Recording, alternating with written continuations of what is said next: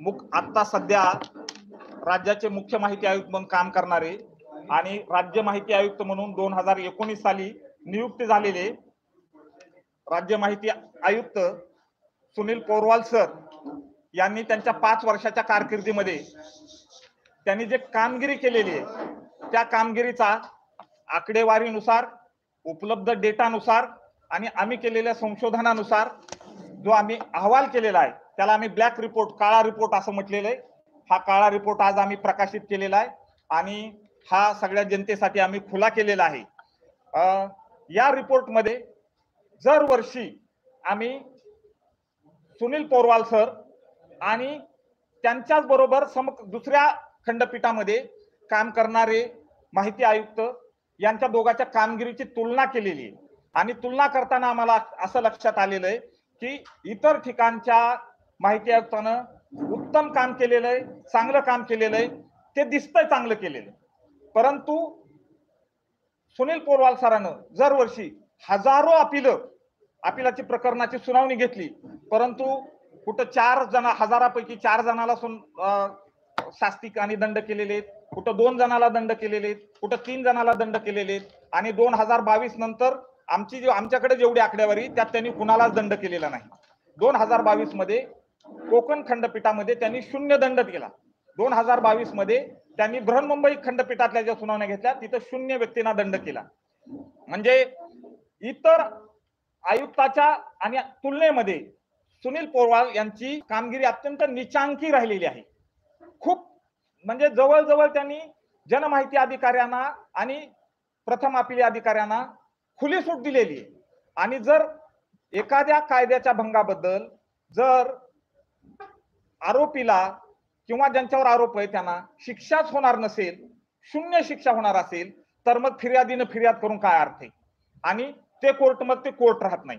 आम्ही या अहवालामध्ये जितक्या आकडेवारी दिलेली आहे ही सगळी आकडेवारी आम्ही आयोगाच्या वेबसाईटवरून आणि आयोगाकडे माहितीचे अधिकार टाकून मिळवलेलीच आकडेवारी आहे आणि या आकडेवारीतून असं दिसून येतंय की सुनील पोरवाल सरांनी 5 वर्षामध्ये कंगारू सदस्य कोर्ट चालवलं.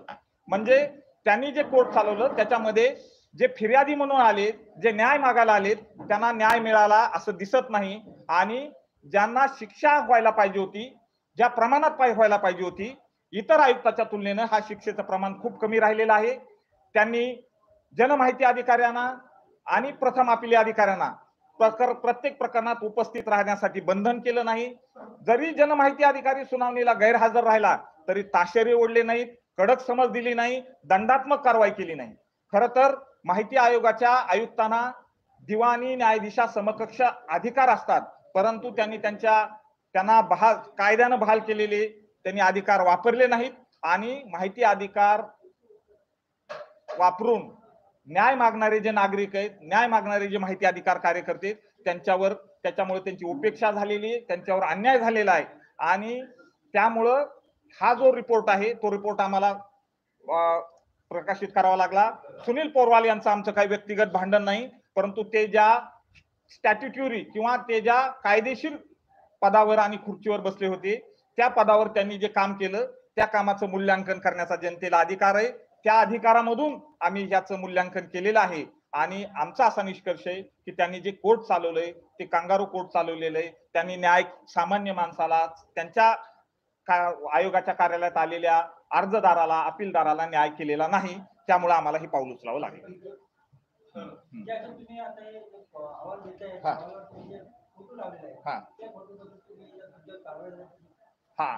हा जो फोटो आहे तो कांगारूचा फोटो आहे. या फोटो मधून अपमान करण्याचं असं काही नाही आणि पर्सनल आम्हाला कुणा या फोटो बद्दल हे जे कांगारू न्यायालय हा शब्द हा माझा नाहीये, हा न्यायशास्त्रातला शब्द आहे की जो न्यायाधीश फिर्यादीला न्याय देत नाही आणि तो इकडून तिकडे उड्या मारतो न्याय देताना किंवा आपले स्टँड बदलतो, त्या न्यायाधीशाला बद्दल हा न्यायशास्त्रातला शब्द आहे. त्यामुळे न्यायशास्त्रातल्या परंपरेनुसार हा मी फोटो इथं लावलेला आहे आणि याची पूर्णतः जबाबदारी, कायदेशीर जबाबदारी मी घेत आहे. नाही, कोर्ट बरखास्त करण्याची मी काही मागणी करत नाही. कोर्ट बरखास्त, न्यायपालिका ही आपल्या सगळ्या जीवनातली अत्यंत महत्वाची गोष्ट आहे. फक्त न्यायपालिकेत बसलेल्या जजनं चांगलं काम केलं पाहिजे. माझं असं म्हणणं की बहुसंख्य जज फार चांगलं काम करतात, परंतु सगळेच जज चांगलं काम करत नाही. काय त्यामुळं जनतेला हा अधिकार आहे की जजच्या सुद्धा कामाची समीक्षा व्यापक जनहितासाठी करण्याचा जनतेला अधिकार आहे. हा पुढे पुढे आम्ही यातल्या काही निवडक केस घेऊन आम्ही हायकोर्टामध्ये रिट दाखल करणार आहोत आणि कोरवाल सराच्या विरोधात त्या कोर्टाच्या केस आम्ही लढणार आहोत. आम्ही सिद्ध करून दाखवणार आहोत की सरांनी जे निकाल दिलेले ते हाफ बेकडे दिलेले आहेत, अर्धे कच्चे दिलेले आहेत आणि आम्ही सुप्रीम कोर्टात सॉरी हायकोर्टामध्ये ह्या याचिका लढू. हायकोर्ट जो न्याय देईल तो आम्हाला मान्य असेल. हा सध्या तर आमच्या समोर निवडक केस घेऊन आमच्या कार्यकर्त्यावर जो अन्याय झाला त्यांच्या केस पर्सनल चालवण्याचा आमचा मानस आहे आणि आम्ही अधिक चांगल्या तज्ञाशी एक्सपर्टशी बोलून आम्हाला जर जनहित याचिका दाखल करता आली तर तेही करण्याचा प्रयत्न करणार आहोत. हा हा क्षेत्रामध्ये आहेत तर त्याच्यामध्ये आपल्या कार्यकर्त्यांकडून काय आपण करून घेतो आणि काय न्याय मिळणार. मला असं म्हणायचंय की आम्ही कोरवाल सर एकटेच आमचे काही शत्रू नाही, पर्सनल त्यांचं आमचं काही भांडण नाही. माझी एकही केस त्यांनी लढवलेली नाही किंवा माझ्यावर अन्याय केलेला नाही. परंतु मी माहिती अधिकार कार्यकर्ता महासंघ आम्ही संघटना चालवतो. आमच्या शेकडो कार्यकर्त्यावर त्यातून अन्याय झालेला आहे.